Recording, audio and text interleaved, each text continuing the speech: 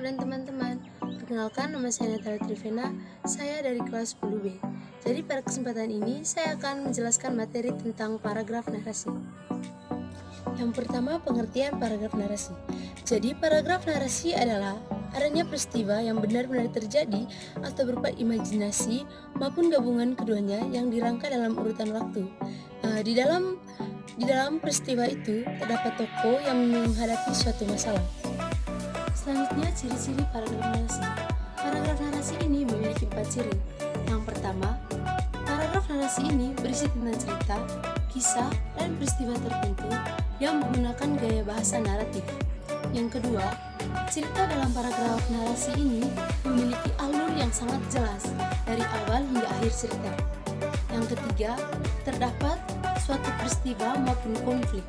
Yang keempat, memiliki unsur-unsur pembentuk berupa tema, latar, alur, karakter, dan sudut pandang.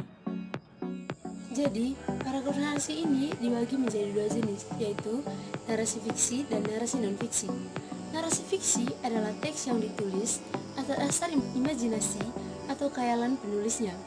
Contohnya, cerita dongeng, novel, dan cerpen. Sedangkan narasi non-fiksi adalah karangan yang dibuat berdasarkan fakta atau kenyataan yang ada di kehidupan nyata yang kemudian dikembangkan oleh si penulis. Contohnya adalah biografi. Jadi, teks biografi adalah sebuah tulisan yang isinya memaparkan tentang kisah kehidupan seseorang yang ditulis oleh orang lain.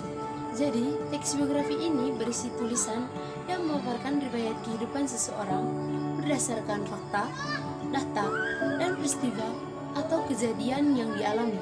Dalam hal ini, bahasa yang digunakan dalam teks biografi harus lugas dan jelas agar tidak menimbulkan pemahaman yang berbeda bagi para pembaca.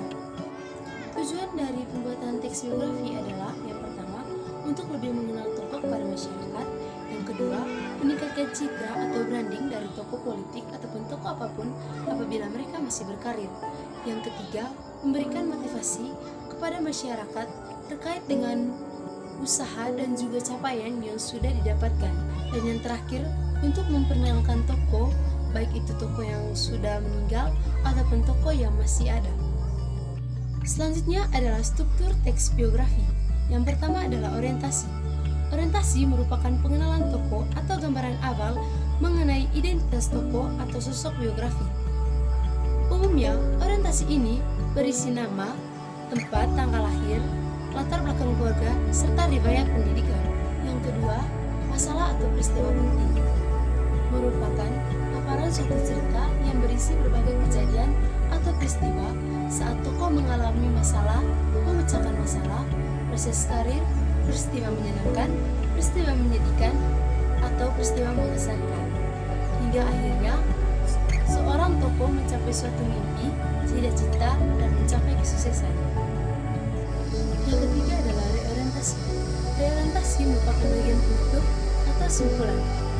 Bagian ini berisi pandangan, ulasan, atau pemikiran penulis secara pribadi atas tokoh biografi yang dikisahkan.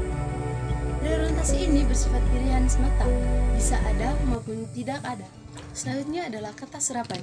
Kata serapan adalah kata yang dipinjam dari bahasa lain, kemudian sedikit banyaknya disesuaikan dengan kaidah bahasa sendiri.